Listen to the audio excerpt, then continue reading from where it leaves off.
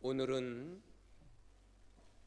종교개혁 506주년 기념주일입니다. 1517년 10월 31일 당시 가톨릭 사제였던 마르틴 루터가 자신이 봉직하고 있는 비텐베르크 대학 성당 정문에 95개 조항의 반박문을 붙였습니다. 이 95개 조항은 당시 가톨릭이 하나님의 말씀을 왜곡하고 진리를 배척하고 잘못된 교리 속에 빠져 있는 그런 잘못된 교리, 성경에 위배되어진 왜곡된 교리 95개 조항입니다. 95개 조항의 반박문을 내걸고 교황청을 향해 우리 토론하자.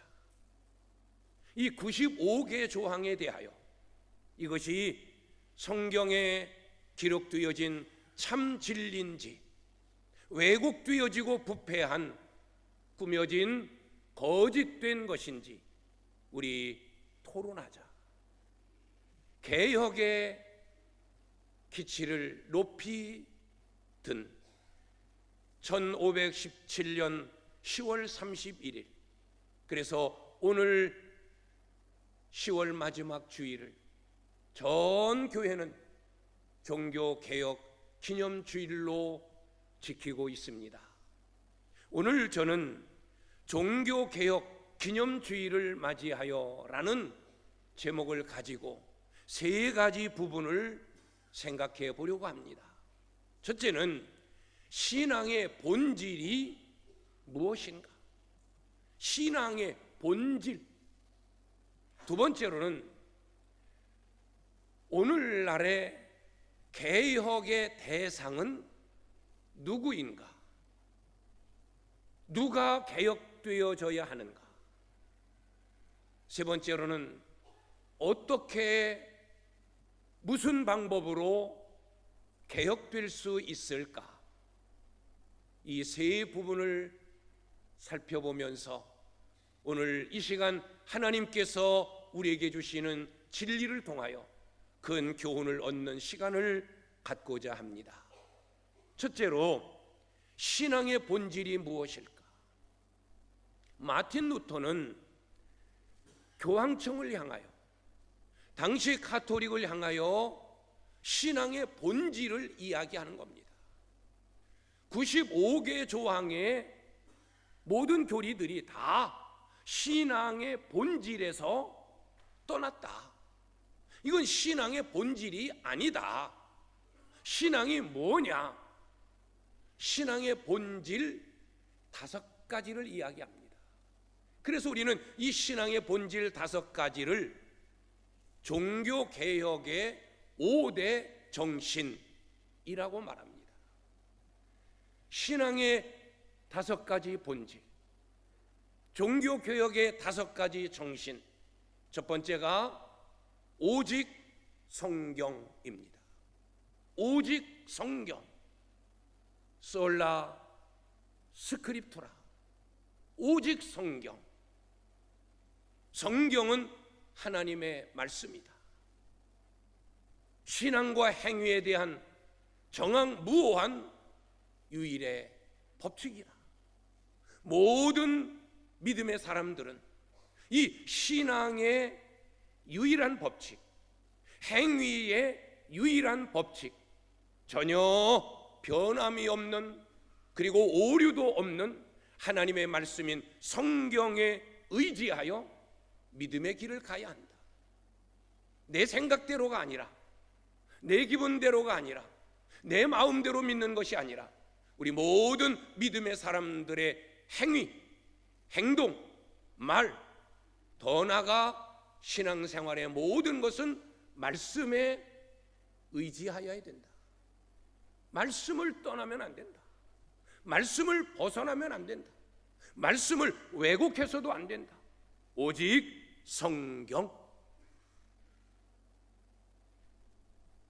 두 번째는 오직 예수. 오직 예수. 솔루스 그리스도투스. 오직 예수. 다른 중보자는 없다. 예수님만이 우리를 구원하시기 위한 중보자이시다. 예수님을 통해서만이 구원을 얻을 수 있다. 다른 이름, 구원을 줄 만한 다른 이름은 이 세상에 없다. 다른 중보자는 없다. 당시 가톨릭에서는 교황을 중보자로, 사제를 중보자로, 마리아를 중보자로, 성인들을 중보자로, 하나님과 인간 사이에 중보자가 교황이요, 사제요, 마리아요, 성인들이다. 그래서 그들은 자신들의 죄를 고백할 때도 하나님에게 직접 하나님, 주님, 내 죄가 이러이러합니다. 주님 용서해 주십시오가 아닌 사제에게 가서 자기의 죄를 고합니다. 내가 이런 죄를 지었습니다. 내가 이런 잘못을 저질렀습니다. 그러면 거기에 합당한 보상 방법. 내가 볼 때는 너의 죄가 요만하니 이만한 선행을 해서 요만큼 지은 죄를 보상해라. 이것이 고해성사예요. 그들은 기도할 때도 성모 마리아의 이름으로 기도합니다. 교황의 말이 곧 하나님의 말이에요. 그들에게는 중보자가 많습니다. 성경에는 중보자는 없다. 예수 그리스도 외에는 다른 중보자가 없고 예수 그리스도의 이름 외에는 다른 구원자가 없다. 예수님만을 통하여 구원에 이르고 예수님을 통해서만이 영생에 이를 수 있다. 오직 예수. 이것이 신앙의 본질입니다. 세 번째로는 오직 믿음. 솔라 피데.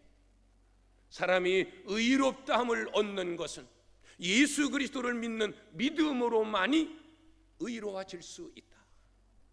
내 행위로, 나의 선행으로 의로워지는 것이 아니다. 내 선행으로 천국 가는 것이 아니다. 믿음으로 의로워지고 믿음으로 천국 가고 믿음으로 영생을 얻는 것이다. 당시 가톨릭은 면죄부를 판매했습니다. 죄를 없애주는 티켓을 파는 거예요. 예를 들면 5천만 원짜리, 1,000만 원짜리, 100만 원짜리, 5만 원짜리 많은 액수의 면죄부를 사면 그만큼 많은 죄가 없어지는 거예요. 그 죄로 인하여 내 조상들까지 천국으로 보내느냐 지옥으로 떨어뜨리느냐가 결정되어지는 이 면죄부 판매. 아니다. 믿음으로 의로워지고 믿음으로 구원 얻는 것이지 어떤 행위, 어떤 방법으로 구원 얻는 것이 아니다. 솔라 피데. 오직 믿음. 네 번째로는 오직 은혜. 솔라 그라티아. 우리가 구원 얻은 것은 전적으로 하나님의 은혜로 된 것이다. 하나님의 선물이다. 내가 잘나고 내가 똑똑하고 내가 지혜롭고 내가 힘있고 내가 부자이어서 특별한 부분이 있어서 하나님이 나를 믿음의 사람으로 부르신 것이 아니라 힘없어도 연약해도 하나님이 나를 긍휼히 여기시고 사랑하셔서 나를 부르시고 나에게 믿음을 주신 것이다. 내가 구원받은 것은 전적인 하나님의 은혜이다. 오직 은혜. 마지막 다섯 번째로는 오직 하나님의 영광 솔리 데오 그로리아, 오직 하나님의 영광을 위하여. 이렇게 하나님의 은혜로 또 믿음으로 우리가 구원받고 하나님의 자녀, 하나님의 백성이 되었으니 이제 우리의 남은 생애는 하나님의 영광을 위하여 살아야 한다. 고린도전서 10장 31절의 말씀처럼 너희가 먹든지 마시든지 무엇을 하든지 하나님의 영광을 위하여 하라. 오직 하나님의 영광을 위하여. 이것이 당시 종교개혁의 5대 정신이요 신앙의 5가지의 본질입니다. 오직 성경만이 하나님의 말씀입니다. 오직 예수만이 구원자, 예수만이 우리의 중보자입니다. 오직 믿음으로만이 의로워지고 믿음으로만이 구원 얻을 수 있고 영생 얻을 수 있습니다. 오직 은혜, 우리가 사는 모든 것, 구원받은 것으로부터 시작해서 사는 것 하나하나가 다 하나님의 은혜다. 그래서 우리는 오직 하나님의 영광을 위하여 믿음으로, 오직 하나님의 영광을 위하여 교회 생활을 이루어 가야 한다. 오늘 종교개혁주의를 맞이하여 신앙의 본질 5가지, 우리가 꼭 붙잡고 있어야 될 신앙의 본질 5가지를 다시 한번 확인하실 수 있기를 바랍니다. 두 번째로는 개혁의 대상이 누구인가라는 겁니다. 개혁, 혁신, 개혁이라는 단어가 뭡니까? 잘못된 것, 틀린 것들을 완전히 뜯어 고치는 것, 이게 개혁이에요. 혁신, 잘못된 부분을 새롭게 하는 거예요. 개혁이나 혁신이나 갱신이나 다 같은 의미예요. 리포메이션, 우리는 리폼, 야 이거 잘못된 거 가서 수선해서 좋게 아름답게 다시 개조하는 거, 리폼, 이게 개혁입니다. 우리는 무엇을 뜯어 고쳐야 될까? 무엇을 새롭게 해야 할까? 무엇을 바꾸어야 할까? 한쪽에서는 성경을 개혁해야 한다, 성경을 뜯어 고쳐야 한다 라고 주장하는 자들이 있어요. 왜?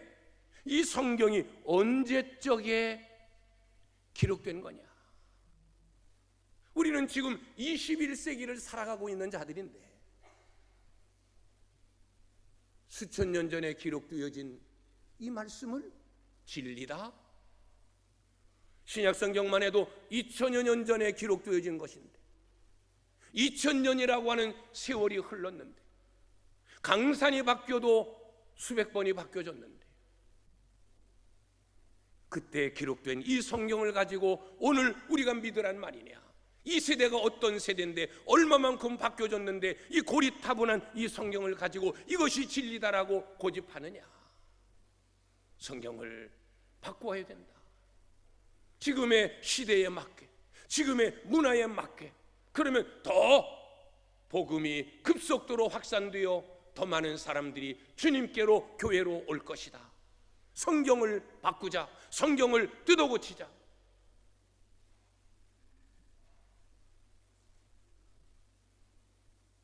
성경은 하나님의 말씀입니다. 아무리 수천 년 전에 기록되었어도, 아니 수만 년 전에 기록되었다 할지라도 이 말씀은 하나님의 말씀이에요. 이 세계를 주장하시고 움직여 가시는 하나님의 말씀, 옛날의 말씀이지만 오늘날의 모든 것들이 다 성경 안에 다 있어요. 법도 이 안에, 문화도 이 안에, 세상에 변화되어져 가는 모든 모습도 다 이 말씀 속에 다 있어요. 이 땅이 어떻게 움직여가고 어떻게 변화되어가고 어떤 종말을 맞이할 것인가도 이미 수천 년에 기록되어졌지만 다 이 말씀 속에 있어요. 말씀이 개혁의 대상이 아니에요. 말씀을 뜯어고친다고 그것이 개혁이 아니에요. 성경은 하나님의 말씀이에요. 1.1획도 변하지 않는, 한 획이라도 더하거나 탐할 수 없는 것이 하나님의 말씀이에요. 그래서 요한계시록 마지막 부분에 보면 누구든지 이 말씀에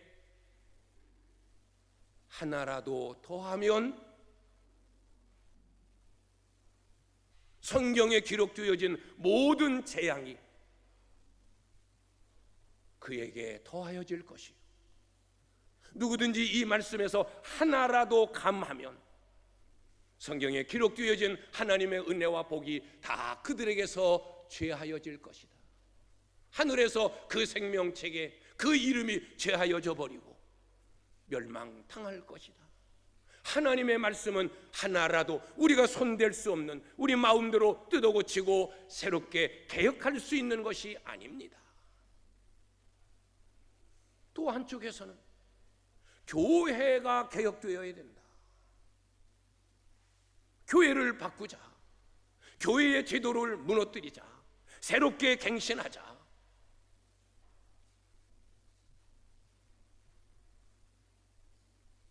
교회는 예수님께서 주님의 피를 흘리심으로 세우신 주님의 몸입니다. 우리는 이곳에서 하나님을 예배하고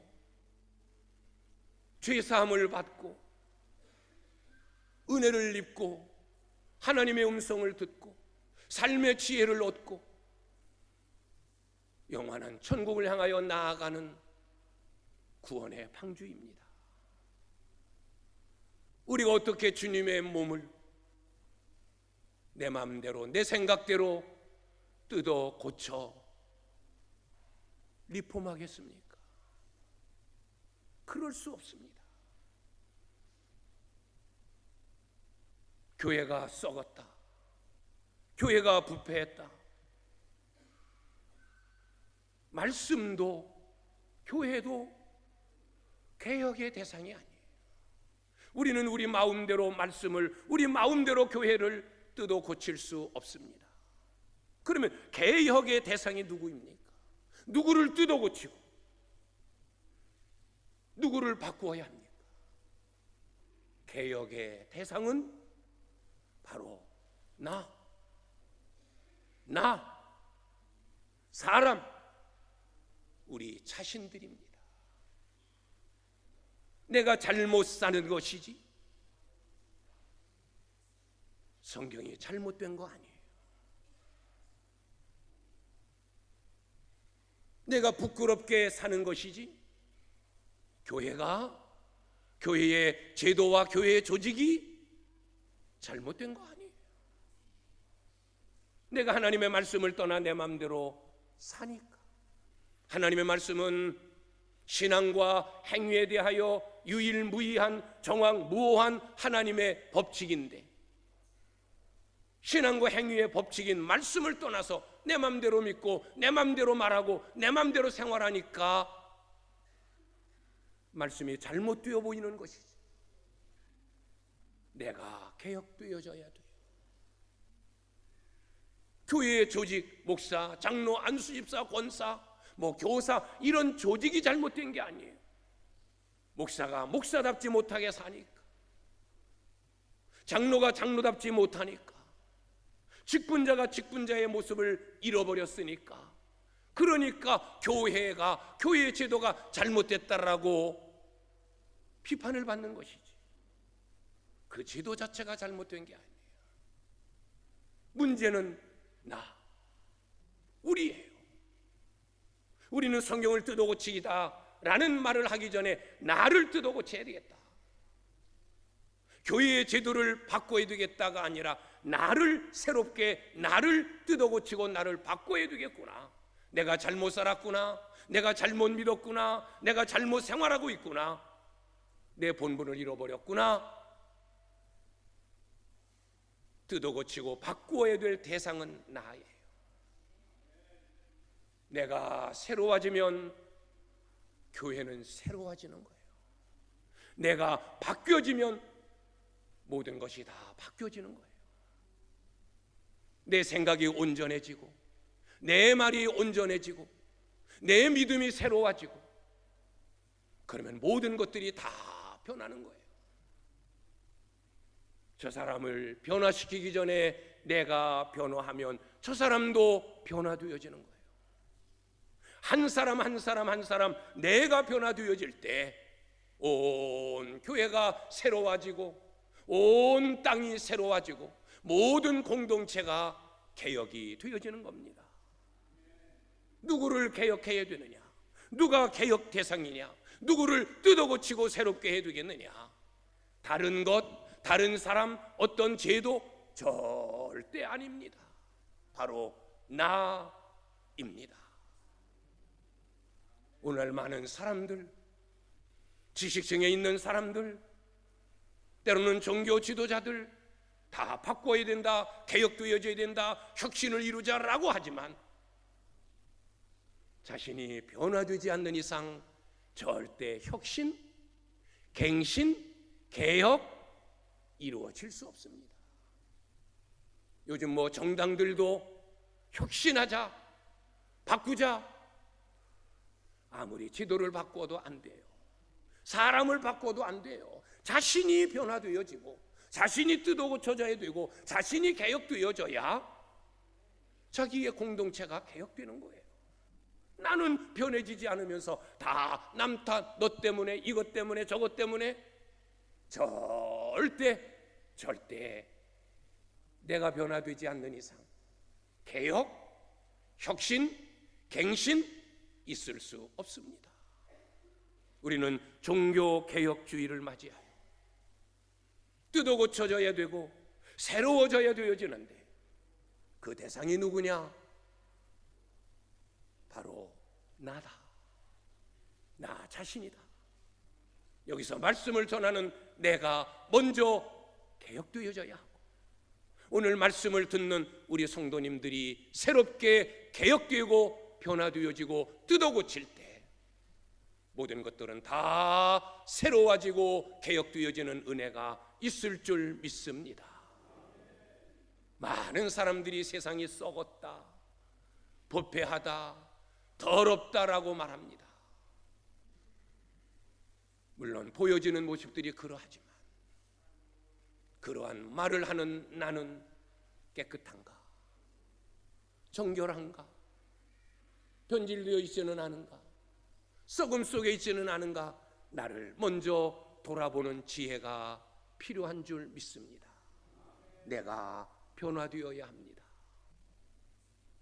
마지막 세 번째로는, 그러면 어떻게 뜯어고칠 수 있을까? 어떻게 나를 개조하고 개혁하고 갱신하고 혁신할 수 있을까? 오늘 로마서 12장 2절의 말씀입니다. 너희는 이 세대를 본받지 말고 오직 마음을 새롭게 함으로 하나님이 선하시고 기뻐하시고 온전하신 뜻이 무엇인지 분별하도록 하라. 이 2절의 말씀이 나를 뜯어고치고 내가 개혁될 수 있는 비결이고 방법입니다. 첫 번째가 이 세대를 본받지 말아라. 이 세대를 본받지 말아라. 우리가 본받아서는 안 될 이 세대가 어떤 세대입니까? 어떤 모습입니까? 이 세대의 특징 중에 하나가 불분명, 불투명, 불확실. 이게 이 세대의 모습이에요. 불투명해요.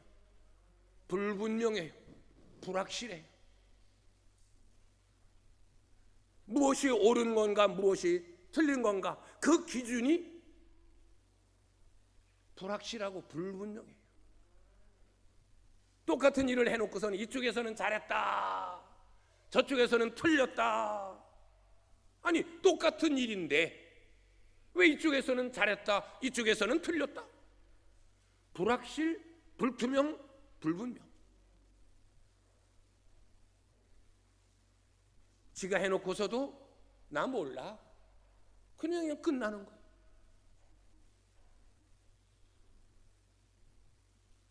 보고 듣고 다 자기 손 안에서 움직여진 것임에도 나 몰라, 기억 안 나, 그냥 묻혀져 버리는 거야. 불투명, 불분명, 불확실, 이것이 이 세대예요. 우리 신앙의 모습 속에서도 불분명, 불투명, 불확실하면 안 됩니다. 믿는 건지 안 믿는 건지, 신앙인인지 아닌지, 교회 오면 신앙인이고 집사요, 권사인데 밖에 나가면 이 사람이 누군지, 믿는 사람인지 아닌지 불확실, 불투명, 불분명. 우리는 진리를 고수하고 진리를 발맞추어 살아야 될 사람인데 진리를 왜곡하고 그냥 내 마음대로, 내 생각대로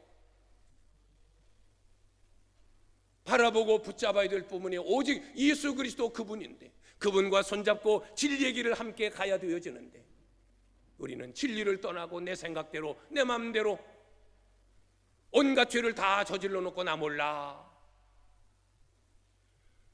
이런 불투명, 불확실, 그런 이 세대의 모습을 본받아서는 안 된다. 그러고서는 너는 절대 믿음이 새로워질 수 없고 뜯어고칠 수 없다, 개혁될 수 없다. 이 세대를 본받지 말아라.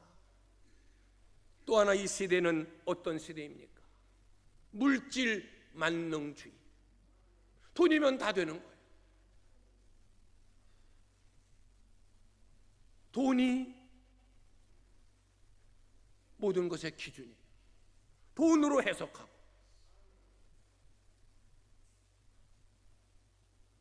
돈으로 판단하고 돈으로 결정하고,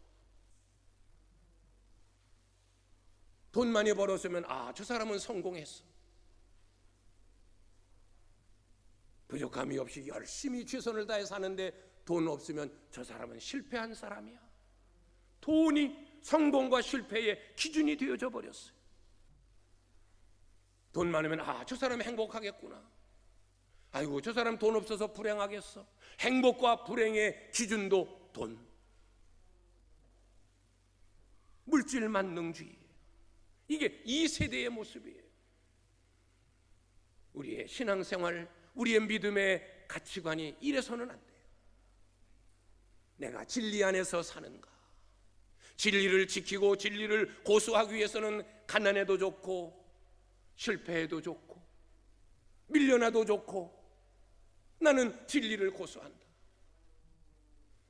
오직 진리만을 붙잡고 나아가는 자, 그가 하나님 보실 때 성공한 자요, 그가 하나님 보실 때에 잘한 자요, 그가 하나님 보실 때에 상 받을 자라는 거예요. 신앙 안에서까지 돈이 모든 것의 기준이 되어지면 안 됩니다. 세 번째로는 세속문화예요. 이 세대가 세속문화. 세속문화가 뭡니까? 세상에 속한 문화.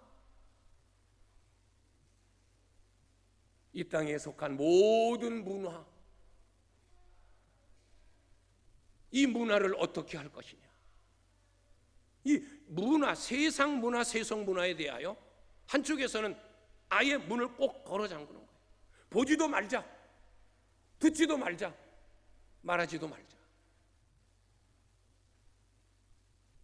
TV도 없애자. 영화는 무슨 영화야? 관광은 무슨 관광이야? 어떻게 믿음의 사람이 유행가를 부를 수 있어? 그냥 꼭꼭꼭꼭 걸어 잠궈 두는 거예요. 한쪽은 그렇게 극단적으로, 또 한쪽에서는 괜찮아, 다 문화야, 우리가 다 받아들이면 돼, 뭐 어떤 것이든 상관없어, 너무 개방적이에요. 그러면 우리 그리스도인은 어떻게 해야 되는가? 이 세속 문화, 세상 문화에 대하여 우리는 분별해야 돼요. 분별이에요. 세상에 존재하는 문화가 다 잘못된 것이 아니에요. 때로는 하나님이 주신 지혜로 하나님 영광을 위하여 같은 노래라도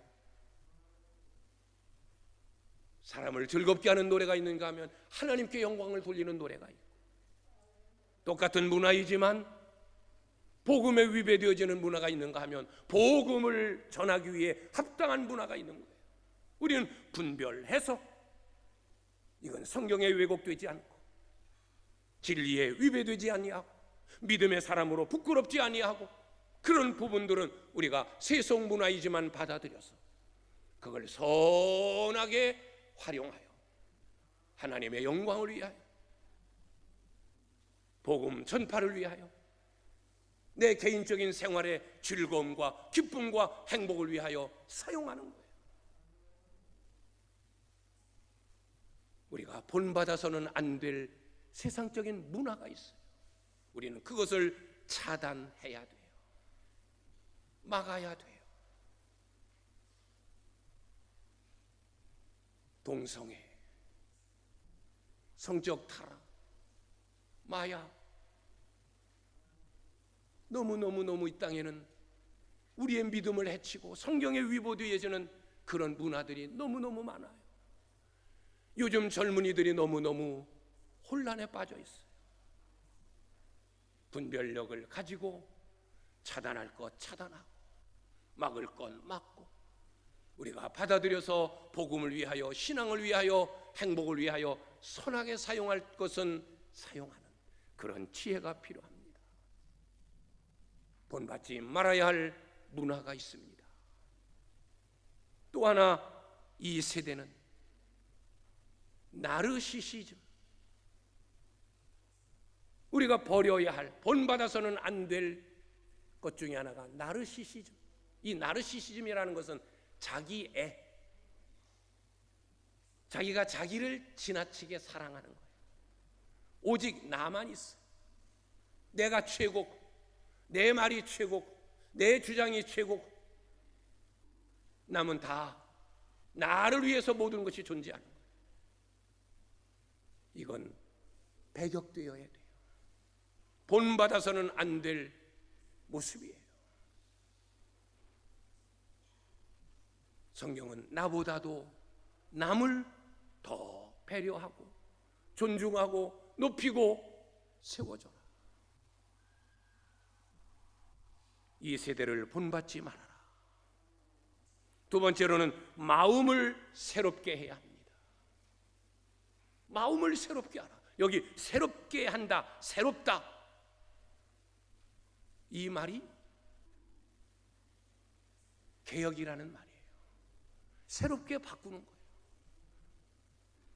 그래서 원어로도 이 새롭게 한다라고 하는 이 아나카이노스가 개혁, 혁신, 갱신이라는 뜻이에요. 마음을 새롭게 하는 거예요. 내 마음이 뜯어 고쳐져야 되는 거야. 그래야 개혁이 되고 그래야 변화되어지는 것이지. 내가 뜯어 고치지 아니하고서는 내 마음이 새롭게 되지 아니하고서는 절대 개혁이란 있을 수 없다는 겁니다. 그래서 에베소서의 말씀을 통해서 너희는 구습을 쫓는 이 세대를 본받지 말아라. 오직 심령으로 새롭게 되어 네 마음을 새롭게 하여 하나님을 따라 의와 진리와 거룩함으로 지으심을 받은 새 사람을 입으라. 마음을 새롭게 해서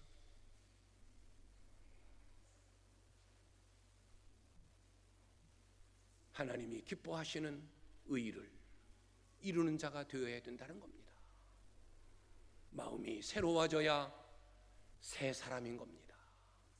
마음이 뜯어 고쳐져야 개혁이 이루어지는 겁니다. 내 마음이 새롭게 되어 하나님 중심, 믿음 중심, 진리 중심, 교회 중심으로 새롭게 될 때 개혁, 혁신, 갱신이 일어나는 줄 믿습니다. 마지막 세 번째로는 하나님의 뜻을 분별하라. 어떤 하나님의 뜻?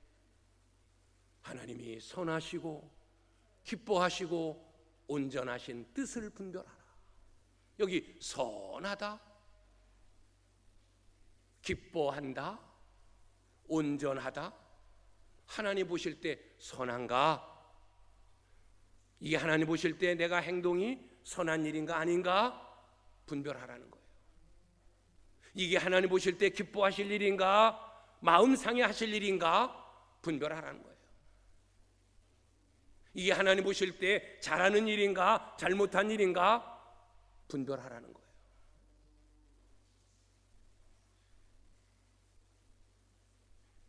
그럴 때 개혁이 이루어지고 모든 것들이 새롭게 뜯어 고쳐지는 은혜가 있을 줄 압니다. 오늘 종교개혁 주일을 맞이해서 신앙의 5가지 본질, 오직 성경, 오직 예수, 오직 믿음, 오직 은혜, 오직 하나님 영광을 위하여 누가 개혁되어져야 되는가? 누가 어떤 것이 뜯어 고쳐져야 되는가? 바로 내 생각, 내 마음, 내 말이 뜯어 고쳐지고 개혁되어지고 혁신되어지고 새롭게 되어져야 합니다. 어떤 방법으로? 이 세대를 본받지 말고 마음을 새롭게 하여 하나님이 선하시고 기뻐하시고 온전하신 뜻이 무엇인지 분별하여 분별력을 가지고 살 때 내가 바뀌어지고 내가 뜯어 고쳐지고 내가 갱신되고 내가 개혁되어지므로 내가 있는 내 가정이, 내 교회가, 내 공동체가, 이 나라가 새롭게 변화될 줄 믿습니다. 우리가 그 주역, 그 중심에 서는 그런 결단이 있을 수 있기를 주님의 이름으로 축원합니다.